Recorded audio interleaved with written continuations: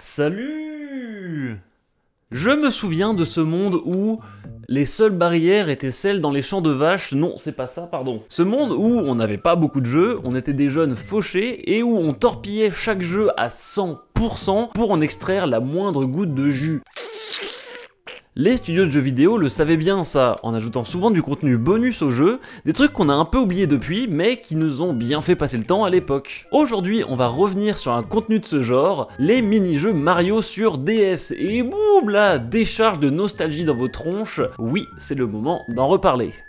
Dans nos souvenirs, c'est... Wow, attends, c'est quoi ce montage là? C'est quoi ce cut raté là? Ah, si seulement j'utilisais un bon logiciel de montage. Un logiciel comme Filmora de Wondershare. Filmora, c'est un logiciel de montage dispo sur Windows et Mac, également sur Android et iOS, mais aujourd'hui, on va s'intéresser à la version PC. C'est un logiciel très performant, très intuitif, en quelques minutes j'ai compris les bases, mais plutôt qu'un long discours, je vais vous montrer un cas concret de montage qu'on pourrait rencontrer sur ma chaîne. Mettons que je souhaite illustrer une vidéo avec cet extrait de New Super Mario Bros. Bah, soyons honnêtes, c'est pas très beau, il y a des bandes noires, l'écran du bas est assez inutile, on va bricoler ça avec Filmora. Je commence par ajouter un fond animé que j'avais créé de mon côté. Ensuite, j'utilise l'effet recadrage pour isoler l'écran du haut. Avec les options, je le place au centre, j'ajoute une ombre pour rendre ça plus joli, et également un petit effet de contour. J'ai envie de remplir un peu tout ce qu'il y a autour, j'ajoute deux vidéos sur fond vert, une avec un Mario qui tourne et une avec une pièce, j'enlève le fond vert avec l'option adaptée et je les place où je le souhaite dans l'image. C'est rigolo, mais je trouve qu'il manque certaines informations qui étaient présentes sur l'écran du bas. Je vais donc dupliquer ma vidéo de base et utiliser un masque en forme de cercle pour isoler la zone où le jeu m'indique l'objet que j'ai en stock. Je place ça en haut à gauche et je rajoute un petit texte avec l'outil texte pour contextualiser. Je vais faire de même avec la zone qui m'indique les pièces que j'ai collectées, que cette fois-ci je masque avec une forme que j'ai tracée moi-même,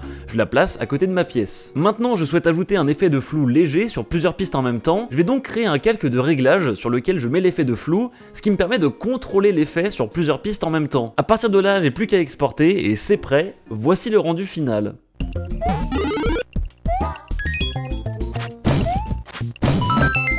Vous voyez, en quelques minutes, j'ai pu passer d'un extrait vidéo un peu moyen à une vraie illustration cool. Et sachez que c'était la première fois que je me servais de ce logiciel, tout m'a semblé super clair. Je vous ai vraiment montré qu'un millième de ce qu'on peut faire dessus. On peut également faire des animations, en plaçant des images clés à certains moments de la vidéo. Sur cette vidéo de singe rigolo que j'ai trouvé sur le site de Wondershare, ça donne quelque chose comme ça, wow! Essayez gratuitement Filmora, c'est un excellent logiciel, que vous soyez débutant ou avancé en montage vidéo. Il y a un tas de templates, de filtres, de contenus utilisables pour rendre vos vidéos meilleures rapidement. Le lien est dans la description, cliquez dessus, je les remercie à fond de sponsoriser cette vidéo, maintenant elle sera bien montée, c'est parti. Les mini-jeux Mario DS, on pouvait les retrouver sur deux jeux. Super Mario 64 DS, un des premiers jeux de la console, un portage de la version 64 avec quelques changements et pas mal de contenu en plus. Un jeu que j'aime pas trop, je trouve vraiment les contrôles un peu nazes, utiliser une croix directionnelle pour un jeu en 3D, non. Alors tu pouvais aussi jouer au stylet pour te déplacer, mais clairement fallait vouloir se faire du mal. Apparemment un bon compromis c'était d'avoir un stylet de pouce à la main gauche et de contrôler le personnage comme ça.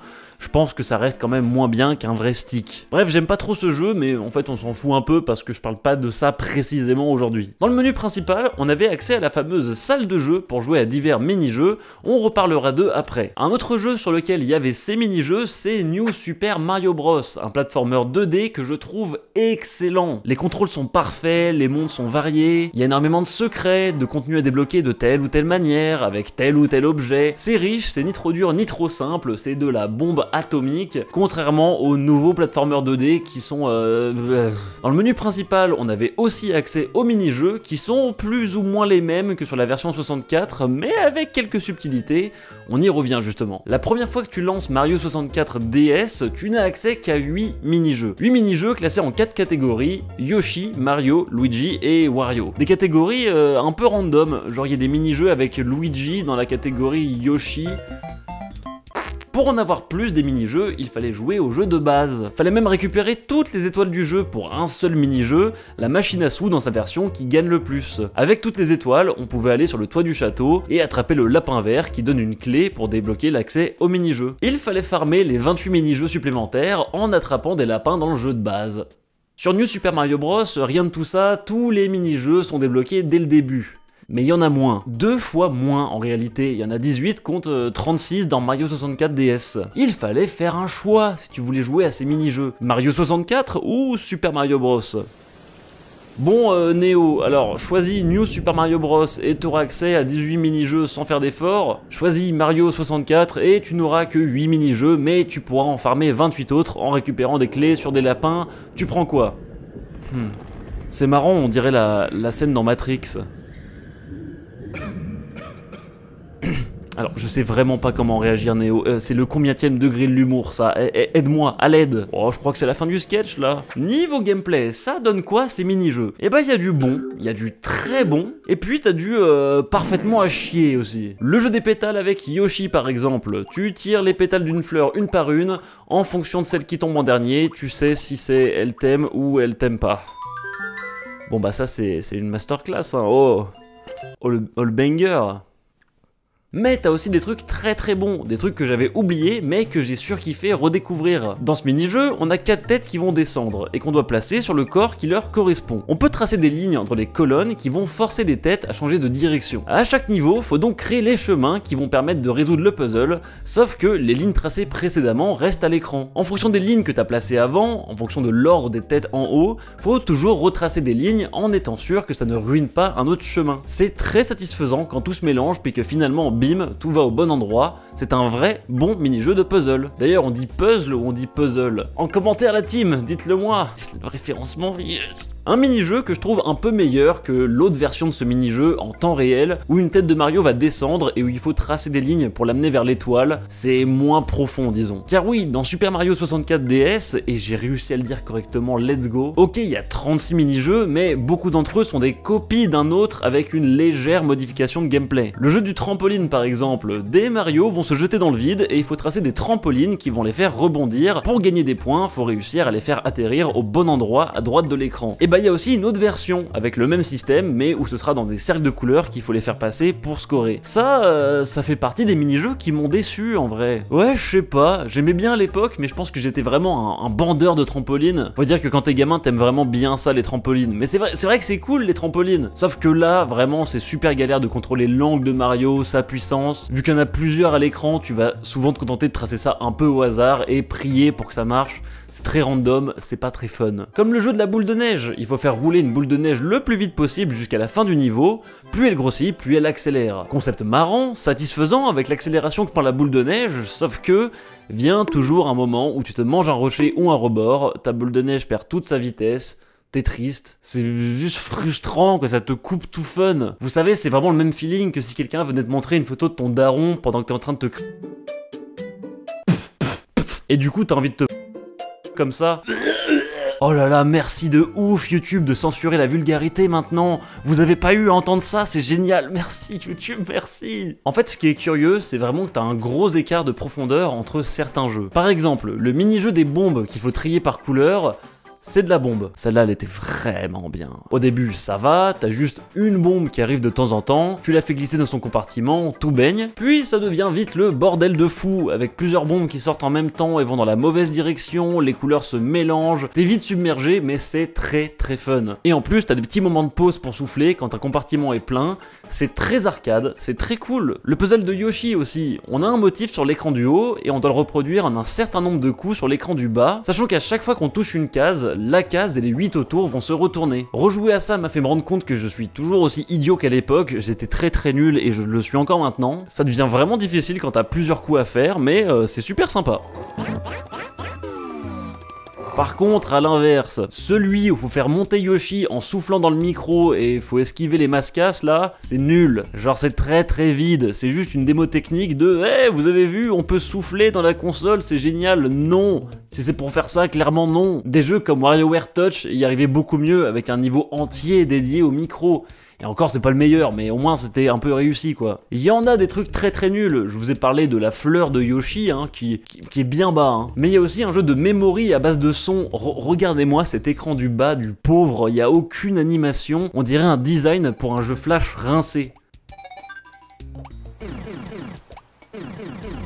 T'as aussi le jeu où il faut deviner la forme de la carte cachée sur l'écran du haut. Ça j'ai vraiment pas compris. Des fois j'arrivais à voir à travers, des fois non, et du coup je faisais au hasard et je perdais. Ouais, ok, c'est pitoyable. En plus ce jeu il est classé dans les jeux de Wario. Non, je pense pas. Mais bon, je sais de quoi vous voulez que je parle. Les mini-jeux les plus mythiques de cette version DS. J'en ai passé des heures dessus, je parle bien des jeux du casino de Luigi.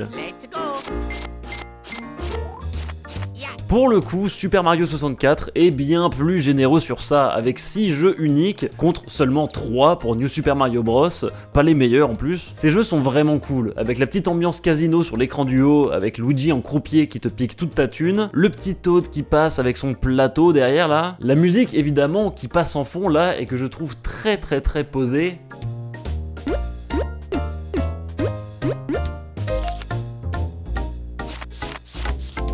Après bien sûr comme le reste, il y a du bon et du moins bon dans les jeux du casino. Ils ont bien sûr mis un jeu de memory et j'en reviens pas qu'ils en mettent toujours un. C'est la marque des jeux en manque d'inspiration, on en a souvent vu sur cette chaîne. Il y a un jeu de bataille aussi avec aucune stratégie.